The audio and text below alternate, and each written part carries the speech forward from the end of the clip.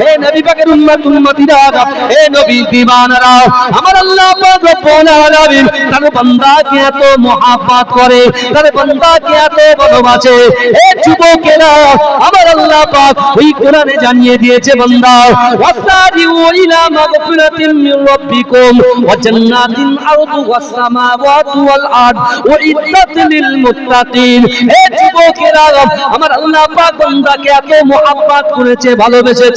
ওই সময় আল্লাহ পাক রব্বুল আলামিন কোরআন পাকের মধ্যে পরিষ্কার ভাবে তিনি জানিয়ে দিয়েছেন, বান্দা তোমরা অতি দ্রুত অগ্রসর হও আমি আল্লাহ আমার ক্ষমার দিকে। ও বান্দা, তুমি যখন আমার কাছে ক্ষমা চাইলে আমি আল্লাহ তোমাকে ক্ষমা করে দিলাম। ও বান্দা, তুমি কি জানো তোমার জন্য যে জান্নাতটা আমি বরাদ্দ করব, ওই জান্নাতটা কত বড়? আল্লাহ বান্দাকে বললেন, ও বান্দা, তোমার জন্য যে জান্নাতটাকে আমি আল্লাহ পাক বরাদ্দ করব, ওই জান্নাতটা হলো আসমান জমিনের মিডিলে যতটা ফাঁকা জায়গা আছে, ওই ফাঁকা জায়গা সব তোমার জন্য আল্লাহ পাক আমি জান্নাত প্রস্তুত করে রেখেছি। এই জন্য বলি, এই চিৎকার দিয়ে বলা যাবে না সুবহানাল্লাহ? নারে তাকবীর, নারে তাকবীর। ভালো করে বুঝতে হবে কথা। আল্লাহ বলছে, বান্দা আমার কাছে তোমরা যখন মাথা নত করো, আমি আল্লাহ তোমাদের জন্য কি তোমাদেরকে ক্ষমা করে দিই, আর ক্ষমা করে দেওয়ার পরে আমি আল্লাহ জান্নাত প্রস্তুত রাখি। আর সেই জান্নাতটা কত বড়? জমিনের মিডলে যতটা ফাঁকা জায়গা আছে, এই ফাঁকা জায়গা শুধু একটা জান্নাত। জোরে বলেন না সুবহানাল্লাহ। তারপরে আল্লাহ বলছে, এবারে শুনেন, এবারে শুনেন, অনেক ব্যক্তি আছে রাসূলুল্লাহর কথাকে মান্যতা দেওয়ার কথা কে বলেছেন? আল্লাহ বলেছেন যে আমার রাসূল যেটা তোমাদেরকে হুকুম করে, আমার রাসূল যেটা তোমাদেরকে আদেশ করে, সেটাকে তোমরা মেনে নাও, পালন করো। আর যেটা নিষেধ করে তার পাশে যাবে না, তার ধারে পাশে তোমরা যাবে না। কিন্তু আজকে আমরা যারা এই জান্নাতের বাগানের ভিতরে বসেছি, একটা জিনিস খুব ক্লিয়ারলি বোঝার চেষ্টা করুন। আল্লাহর কোরআনে আল্লাহ বলে দিচ্ছে, বান্দা আমি আল্লাহ বলছি তুই তাড়াতাড়ি আমার দিকে আয়, আমার কাছে মাথা নত কর, আমি আল্লাহর কাছে ক্ষমা চা, ক্ষমা চা। কিন্তু আমার ভাইরা, আজকে আমরা কিন্তু এই কথাগুলো এক কান দিয়ে শুনছি আর এক কান দিয়ে বার করছি। কথা ঠিক না ভুল? আর একটা কোরআনের আয়াতে ছোট্ট একটা জিনিস আমি আপনাদেরকে বলে, অসুবিধা হচ্ছে না তো? আল্লাহ কোরআনে বলছেন, অহুম লা ইফতানু, অহুম লা ইফতানু। আল্লাহ বলছে, বান্দা আমি কিন্তু পরীক্ষা করব। এই বুঝতে পেরেছেন? কথাগুলো ভালো করে শুনবেন। দুটো আয়াতকে সামনে রেখে ইনশাআল্লাহ আলোচনা করব। ভালো করে আমার মায়েদেরকে বলি, আমার যুবকদেরকে বলি, বর্তমান যে পরিস্থিতি, বর্তমান যে সিচুয়েশন, ঈমান রাখাটা কিন্তু বড় কঠিন। এই চোখ দিয়ে কত বাজে জিনিস দেখছি, এই চোখ হাত দিয়ে কত বাজে জিনিস ধরছি, এই পা দিয়ে কত বাজে জায়গায় যাচ্ছি, এই জবান দিয়ে কত বাজে কথা বলছি। একবারও কি রিয়েলাইজ করেছেন? একবারও কি আমরা ভেবেছি যে এই কবরের মধ্যে একদিন না একদিন আমাদের চলে যেতে হবে? আপনি চিন্তা করুন তো, যদি এই জলসাটার বয়স কমসে কম আমি বলছি যদি 10 থেকে 20 বছর হয়, এই 10-20 বছরের মধ্যে কত লোক ওই কবরে চলে গেছেন বলে? এই জান্নাতের বাগানে বসে আছেন আপনি, আপনার আওলাদ এসেছে। ভালো করে বোঝার চেষ্টা করেন, ওই কবরে কিন্তু তোমাকে আমাকে আমাদিগকে যেতে হবে। হয়তো দুনিয়া দুনিয়া করে আপনি না ভাই, আমরা দুনিয়া দুনিয়া নাম ডাক ইজ্জতটা অনেক বড় হবে, এই চিন্তা করে দুনিয়ার পিছনে চলে যাচ্ছি। কিন্তু রাসূলুল্লাহ যে কষ্ট মেহনত করেছে আমার জন্য, আপনার জন্য, আমাদিগের জন্য, একবারও সেই রাসূলুল্লাহর কথা আমাদের মনে পড়ে না। একবারও কি আমার রাসূলুল্লাহ সেই সকল কথাগুলো, আমার রাসূলকে কত মার মেরেছে, আমার রাসূলুল্লাহর গায়ে পাথর মেরেছে, আমার রাসূলুল্লাহকে মাটিতে মিশিয়ে দেওয়ার জন্য তারা সারাক্ষণ পরিকল্পনা করেছে, তারপরেও রাসূলুল্লাহ আমাদের মতো গুনাহগার উম্মতিদের কথা একটা সেকেন্ডের জন্য ভুলে যায়নি। আজ মদিনা শরীফের বুকে আজ রাসূলুল্লাহ ওই সবুজ গম্বুজের নিচে উম্মতি উম্মতি বলে ক্রন্দন করছে। জোরে বলবেন না? আপনার আমার দিলের ভিতরে যদি রাসূলুল্লাহর মহব্বত থাকে, আপনার আমার কলিজার ভিতরে আল্লাহর রাসূলের ভালোবাসা যদি থাকে, আমার রাসূল আর মদিনায় থাকতে পারে না। এ যুবক, আমার রাসূলুল্লাহ মদিনা থেকে রূহানি হালাতে মজলিসে হাজির হয়ে যেতে পারে। তার জন্য ইশক লাগে, মহব্বত লাগে। আমি ভালোবাসি মোবাইল, আমি ভালোবাসি সিরিয়াল, আমি ভালোবাসি আমার বন্ধুকে। যুবক, কাল কিয়ামতের মাঠে কেউ কারুর হবে না, কেউ কারুর হবে না। ওই মদিনাওয়ালার মহব্বত যদি তোমার দিলে থাকে, রাসূলুল্লাহ শাফাত তোমার জন্য ওয়াজিব হয়ে যাবে। জোরে বলে, এই জোরে বলবেন না। কিন্তু আমার ভাইজানেরা, এ নবী পাকের উম্মত উম্মতিরা, এ নবী দেওয়ানারা, আমার আল্লাহ পাক রব্বুল আলামিন পবিত্র কালামুল্লাহ শরীফের মধ্যে পরিষ্কার ভাবে জানিয়ে দিয়েছে, ও বান্দা, ওহুম লা ইফতানুন, আমি আল্লাহ তোমাদেরকে পরীক্ষা করব। এ যুবকেরা, আমার আল্লাহ পাক অর্থ দিয়েছে, সম্পদ দিয়েছে, ইজ্জত দিয়েছে, সম্মান দিয়েছে। এ যুবকেরা, আমার আল্লাহ পাক রব্বুল আলামিন প্রত্যেকটা বিষয়ে পরীক্ষা করবে।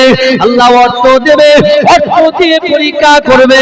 আল্লাহ ইজ্জত দেবে, ইজ্জত দিয়ে পরীক্ষা করবে। আল্লাহ সুন্দরী করবে, সুন্দরী করে পরীক্ষা নেবে।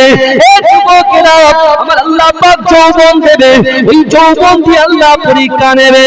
এ আমার যুবকেরা, এ নবী পাকের উম্মত উম্মতিরা, আমার আল্লাহ পাক রব্বুল আলামিন, আমার আল্লাহ পাক রব্বুল আলামিন নবী পয়গম্বরদেরকেও পরীক্ষা করেছিল, আমার আল্লাহ সাহাবাদেরকে পরীক্ষা করেছিল, আমার আল্লাহ পাক আল্লাহর ওলিদেরকেও পরীক্ষা করেছিল।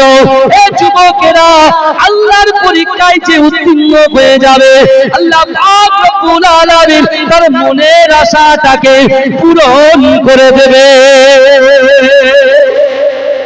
এই জন্য বলে, আমি আপনি আমরা নামাজ পড়ি তো নাকি? এই কথা বলে, নামাজ পড়ি তো নামাজ আমরা সবাই পড়ি এই মজলিসে, আলহামদুলিল্লাহ। যদি সবাই পড়ে আলহামদুলিল্লাহ, আর সবাই যদি না পড়ে, আল্লাহর কাছে এই দোয়া করব, আল্লাহ বদদোয়া করব, এই দোয়া করব, আল্লাহ আমাদের হেদায়েত দিন, ইহদিনাস সিরাতাল মুস্তাকিমের পথে পরিচালিত করে দিন। জোরে বলে, ভালো করে বুঝবেন। একদিকে একটা কোরআনের আয়াত আমরা শুনেছি, আল্লাহ বলছে অতি দ্রুত অগ্রসর হও আমি আল্লাহর ক্ষমার দিকে। ভালো করে বুঝবেন, আমরা চলে এসেছি এখানে। আবার একদিকে আয়াত হচ্ছে ওহুম লা ইফতানুন, আল্লাহ বলছে আমি পরীক্ষা করব।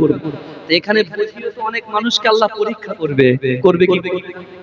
আর আল্লাহ বলছে আমি পরীক্ষা করব, আমার পরীক্ষায় যে উত্তীর্ণ হয়ে যাবে, আমি আল্লাহ তার মনের আশা পূরণ করে দেবো। জোরে বলে, এই জোরে বলবেন না।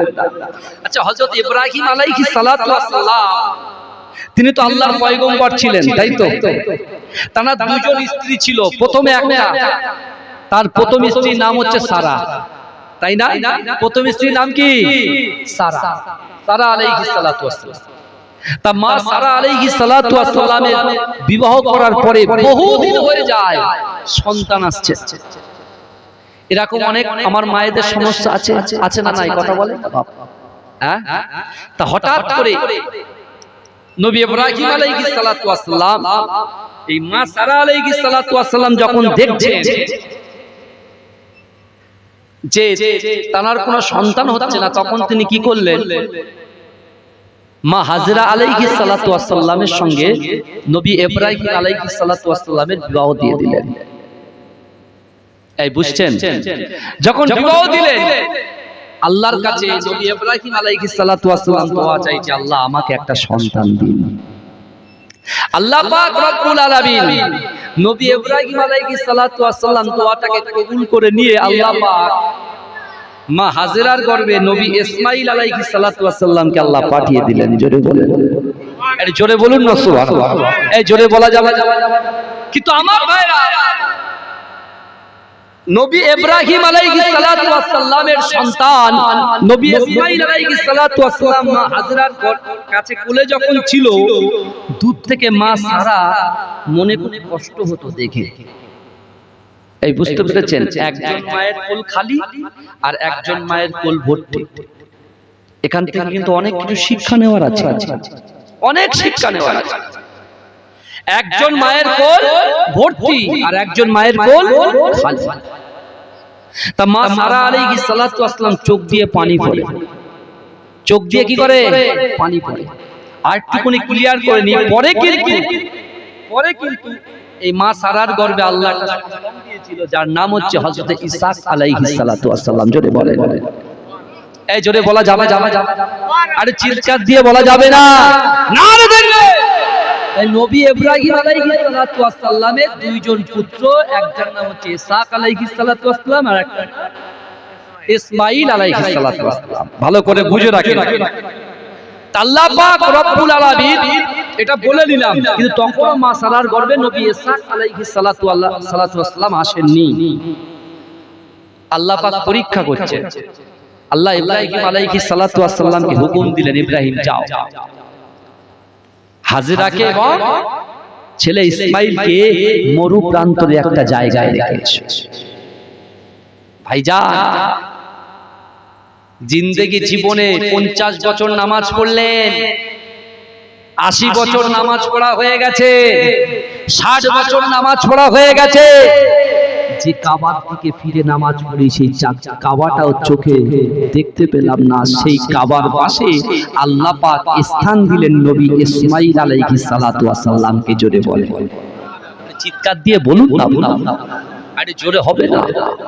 আমার ভাইজানেরা, এ নবী পাকের উম্মতিরা, এ নবী দেবানারা, যারা ঈমানদার হয়ে যাবে, যারা নামাজি হয়ে যাবে, যারা পরহেজগারি হয়ে যাবে, যারা সুফি হয়ে যাবে, এ যুবকেরা যারা অনেকে মনে করবে আমি নামাজ পড়ি আমার আর উন্নতি হয় না, আমি নামাজ পড়ি আমার এত কষ্ট কেন হয়, এ যুবকেরা ঈমানদার মানুষকে আল্লাহ পাক বড় পছন্দ করে। ঈমানদার মানুষকে আল্লাহ পছন্দ করেন বলে আমার আল্লাহ পাক রব্বুল আলামিন তাকে বেশি বেশি করে পরীক্ষা নেয়। এ যুবকেরা, মা হাজেরা আলাইহিস সালাতু ওয়াস সালামকে আল্লাহ কেমন করে পরীক্ষা নেয়, নবী ইব্রাহিম আলাইহিস সালাতু ওয়াস সালামকে আমার আল্লাহ পাক কেমন করে পরীক্ষা নেয়। এ যুবকেরা, মা হাজেরা আলাইহিস সালাতু ওয়াস সালামকে নবী ইসমাঈল আলাইহিস সালাতু ওয়াস সালাম দুধের শিশুকে নিয়ে এক মশক পানি নিয়ে কিছু খেজুর নিয়ে দুর্গম মরুপ্রান্ত করে একেবারে কাবা শরীফের পাশে নবী ইব্রাহিম আলাইহিস সালাতু ওয়াস সালাম নিয়ে চলে গেলেন। এই যুবকেরা, এই নবী পাকের উম্মতিরা একটা বার চিন্তা করেন তো দেখি, স্ত্রী যখন সন্তান প্রসব করেছে, তার স্বামী তার সন্তান ছেড়ে কি করে দূরে যেতে পারে, তাকে নিয়ে একটা কোনো জায়গায় নিয়ে আসতে পারে। এই যুবকেরা, নবী পাকের উম্মতিরা নবী ইব্রাহিম আলাইহিস সালাতু ওয়াস সালাম, মা হাজেরা এবং ইসমাঈল আলাইহিস সালাতু ওয়াস সালামকে এই দুধু মরু প্রান্তরে রেখে তিনি যখন আস্তে আস্তে পার হয়ে যায়, এই যুবকেরা, নবী পাকের উম্মতিরা একটু ভালো করে বোঝার চেষ্টা করেন।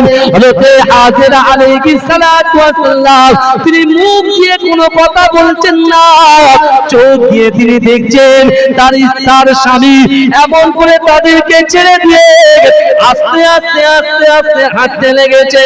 এই যুবকেরা, কিছুটা দূরে যখন ইব্রাহিম চলে গেলেন, এমন তো অবস্থায় আম্মা জান হাজেরা রাদিয়াল্লাহু তাআলা আনহা, এই যুবকেরা, নবী পাকের উম্মতিরা হাজেরা আলাইহিস সালাতু ওয়াস সালাম তার ইব্রাহিম আলাইহিস সালাতু ওয়াস সালামকে বললেন, ও আমার স্বামী রে, আপনি একটু দাঁড়িয়ে যান, আপনি একটু দাঁড়িয়ে যান, আপনি বলুন আপনি নিজের ইচ্ছায় আমাদেরকে রেখে যাচ্ছেন না আল্লাহর ইচ্ছায় রেখে যাচ্ছেন?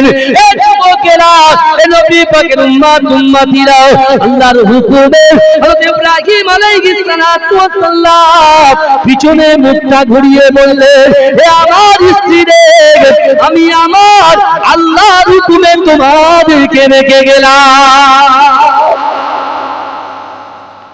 চলে বলা যাবে? যে এই কথা শুনেছে, এই ভালো করে বুঝবেন, যে এই কথা শুনেছে আম্মা জান চুপ হয়ে গেলেন, সাইলেন্ট। চলে বলবেন না। তিনি কি করলেন? মেনে নিলেন, তার সিদ্ধান্তকে নবী ইব্রাহিম আলাইহিস সালাতু ওয়াস সালাম যে সিদ্ধান্তটা নিয়েছেন ওটা হচ্ছে আল্লাহরই সিদ্ধান্ত। জোরে বলুন সুবহানাল্লাহ। কেমন করে পালন করছে তাকে নিজের সন্তান, দুধের শিশু। এই বুঝতে পারছেন, নবী ইব্রাহিম আলাইহিস সালাতু ওয়াস সালাম আল্লাহর কাছে দোয়া চেয়েছিলেন, আল্লাহ আপনি এমন একটা নবীকে পাঠাবেন আমার বংশে, এমন একজন নবীকে আমার বংশে পাঠাবে আল্লাহ, আমি আপনার কাছে দোয়া চাই আল্লাহ তিনি যেন ইমামুল আম্বিয়া হয়। জোরে বল, সকল নবীদের সরদার হয়। জোরে বলুন না, এই জোরে বলা যাবে না। এই দোয়া কিন্তু আল্লাহর কাছে করেছিলেন। ভাইজান আপনারা হুজুর আমরা তো বহু দোয়া করি, নামাজের পার্টিতে দোয়া করি, কবরস্থানের সামনে গিয়ে দোয়া করি, মসজিদে গিয়ে দোয়া করি, মাদ্রাসায় গিয়ে দোয়া করি, খানকাতে জিকিরের মজলিসে গিয়ে দোয়া করি, কই পূরণ হচ্ছে? আমরা তো বান্ডিল চাই, বান্ডিল তো পাচ্ছি না। এই বুঝতে পারছেন, এক একজন এক এক রকম চায়। কেউ চায় চাষবাসে যেন আল্লাহ উন্নতি দেয়, কেউ চায় আমার জন্য সুন্দরী একটা স্ত্রী হয়। এই বুঝতে পেরেছে, জামা কাপড় পরা স্ত্রী, এই বুঝতে পেরেছে, জীবন সঙ্গিনী। ভালো করে বুঝবেন, দোয়া মানুষের তকদির পরিবর্তন করে দেয়। জোরে বলবেন না, এই জোরে বলবেন না। ভালো করে বলে নবী ইব্রাহিম আলাইহিস সালাতু আল্লাহর কাছে দোয়া চাইছেন, আল্লাহ শুধু পরীক্ষা করছেন। শুনছেন তো? এখন কথা হলো নবী ইব্রাহিম আলাইহিস সালাতু ওয়াসসালাম নিজের সন্তানকে দিয়ে আসতেন, কিন্তু মা হাজেরা আলাইহিস সালাতু ওয়াসসালাম ওই জায়গায় বসে বসে আল্লাহর ইবাদত, আল্লাহর জিকির আজকার করতে শুরু করলেন। জোরে বলেন না সুবহানাল্লাহ। এই জোরে বলা যাবে, জিকির করে নির্জনে, খুব সুন্দর জায়গা। আল্লাহর হিস্ট্রিগুলো শুনবেন, ইতিহাসগুলো শুনবেন, দেখবেন তারা কোনো জঙ্গলে গিয়ে নাই মাটি খুঁড়ে মাটির গর্তের নিচে গিয়ে জিকির করতে। এই বুঝতে পেরেছেন, কারণ এই মজাটা আলাদা। এখন হঠাৎ করে নবী ইব্রাহিম, নবী ইসমাঈল আলাইহিস সালাতু ওয়াস সালামের এত পানি পিপাসা লেগে গেছে, যা পানি খেজুর ছিল সব শেষ। আল্লাহ কিভাবে তৈরি করছেন দেখেন। যে কাবা শরীফে আমরা যাই, যে পবিত্র ভূমি, যত মাটি আছে সব মাটির থেকে উচ্চ মাকামের মাটি পবিত্র ভূমি মক্কা ভূমি। জোরে বলুন না সুবহানাল্লাহ। সেই মক্কাতে আমার রাসূলকে আল্লাহ পাক পাঠাবেন, আল্লাহ পাক পুরো জিনিসটাকে তৈরি করে নিয়েছেন। জোরে বলবেন না সুবহানাল্লাহ, এই জোরে বলবেন না সুবহানাল্লাহ। আমরা যাই, অনেক হাজী সাহেবরা এখান থেকে হজ করতে যায়, জিজ্ঞেস করে কত গরম, পাগল হয়ে যাবে। বুঝতে পারছেন না? পাগল হয়ে যাবেন, এত গরম। 55 ডিগ্রি, মাত্র 40-এ গিয়ে হাঁপাচ্ছি, 41-এ গিয়ে 42-এ গিয়ে হাঁপিয়ে পাগল হয়ে যাচ্ছি। পয়সা নেই পকেটে, স্ত্রীর কানের বন্ধক দিয়ে এসি নিয়ে এসছে। বুঝতে পেরেছেন, এরকম রেকর্ড আছে। কিন্তু আপনি যান মদিনা শরীফে, যান একবার, মদিনা এয়ারপোর্টে নামেন, দেখবেন অটোমেটিক 50-এর উপরে গরম, 50-এর উপরে। একবার চিন্তা করে আমার রাসূলুল্লাহ সাল্লাল্লাহু আলাইহি ওয়াসাল্লাম তার 63টা বছর জিন্দেগিতে মক্কাতে বিশ্ব নবী রাসূলুল্লাহ কত বছর, মক্কাতে কত বছর ছিলেন রাসূল, মদিনাতে কত বছর ছিল? 63-র ভিতরে 23 বছর। ভালো করে শুনেন, 23 বছরের মধ্যে 13 বছর আর 10 বছর হচ্ছে মদিনা। ভালো করে বুঝবেন, তাহলে মক্কায়ও 55, মদিনায়ও 55, তাহলে 63টা বছর জিন্দেগিতে কত কষ্ট করে মেহনত করে রাসূল আমার ওদের যুদ্ধে, বদরের যুদ্ধে, খন্দকের যুদ্ধে, খাইবারের যুদ্ধে একমাত্র ইসলামের ঝান্ডাটাকে উত্তোলন করার জন্য, আর প্রত্যেক মুমিন মুসলমানদের ঘরে কোরআন পৌঁছে দেওয়ার জন্য আমার রাসূল কত কষ্ট করেছেন একবার চিন্তা করে দেখেন। আমার আপনার মসজিদে কিন্তু এসি বসানো আছে, কিন্তু 5 ওয়াক্ত যায় না, সময় নেই, ব্যবসায় কাজের মধ্যে ব্যস্ত। ভালো করে বুঝবেন। কিন্তু নবী ইব্রাহিম আলাইহিস সালাতু ওয়াস সালামকে আল্লাহ যে হুকুম করেছিলেন, আল্লাহর হুকুমে তার সন্তান সহ স্ত্রীকে একদম ধুধু খোলা মাঠের ময়দানে তিনি রেখে দিয়ে এসেছিলেন, তাহলে কত কষ্ট তারা পেয়েছে, তারপরেও তারা ইবাদত বন্দেগী ছাড়েনি। জোরে বলুন সুবহানাল্লাহ।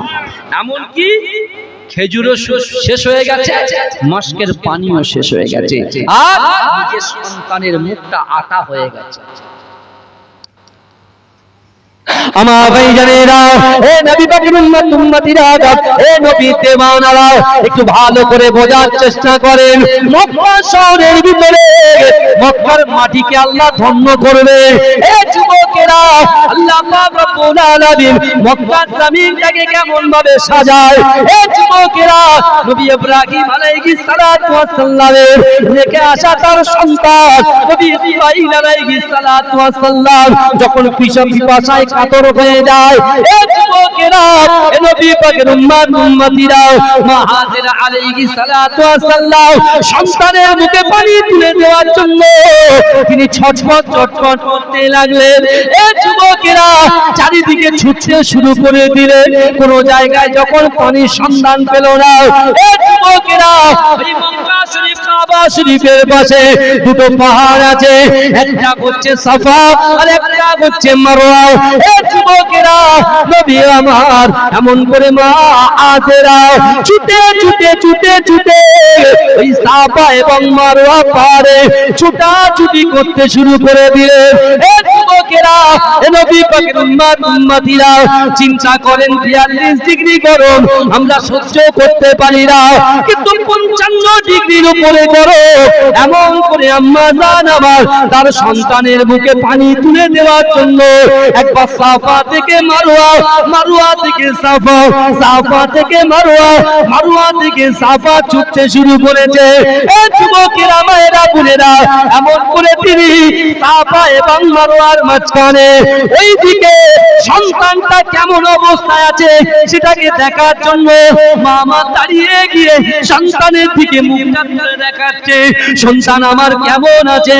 এ যুবকেরা, নবী পাকের উম্মত উম্মতিরা সাফা মারওয়া ঘুরে যখন কোনো পানি পেল না, আমার আল্লাহ পাক মা হাজেরা আলাইহিস সালাতু ওয়াস সালামের ওই সাফা মারওয়াটা সাই করাটা আমার আল্লাহ পাক এত পছন্দ হয়ে গিয়েছে।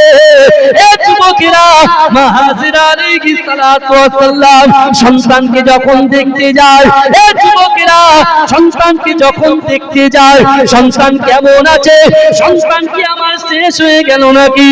এ যুবকেরা, আমার আল্লাহ আসমান থেকে সব কিছু দেখে। মা হাজেরা আলাইহিস সালাতু ওয়াস সালাম সন্তানের কাছে যখন গেলেন, তিনি দেখতে পাচ্ছেন না না না নবী ইসমাঈল আলাইহিস সালাতু ওয়াস সালামের পাক কদমের তলা থেকে আমার আল্লাহ পাক ওই জামজামের পানিটাকে পার করে দিলেন। এই জোরে বলা যাবে না, এই চিৎকার দিয়ে বলা যাবে না, না দেখবে। সার্চ করে দেখেন, প্রত্যেকের বাড়িতে কোরআন শরীফেও আছে, আর অন্তত ছোট্ট বোতলে একটু পানি বন্দি করে রেখেছে, জমজমের পানিও আছে। কথা ঠিক না ভুল বাবাজি? প্রত্যেকে এসছে, বুঝতে পারছেন তো? এই বুঝতে পারছেন তো? এই যুবকেরা ভালো করে বলেন, কূপটা আর ওই জায়গায় মক্কার পাশে কোনো বসতি ছিল না, কোনো বাড়ি ঘর ছিল না, লোকের আনাগোনা ছিল না। ভাই, একটা বাড়ি করতে গেলে পানির প্রয়োজন হয় কি হয় না? কথা বলেন। আল্লাহ সাজিয়ে নিচ্ছেন, কারণ ইমামুল আম্বিয়া খাতামান নবীর যারা কিয়ামতের মাঠে যা দিকে ইশারা করবে তার জন্য জান্নাতটাকে আল্লাহ খুলে দেবে। জোরে বলে, সেই সকল মানুষের ভিতরে আল্লাহ যেন আমাদের গণ্য করেন। বলুন আমিন। এ বলবেন না আল্লাহুম্মা আমিন? দরুদ শরীফ পড়েন, আল্লাহুম্মা সাল্লি আলা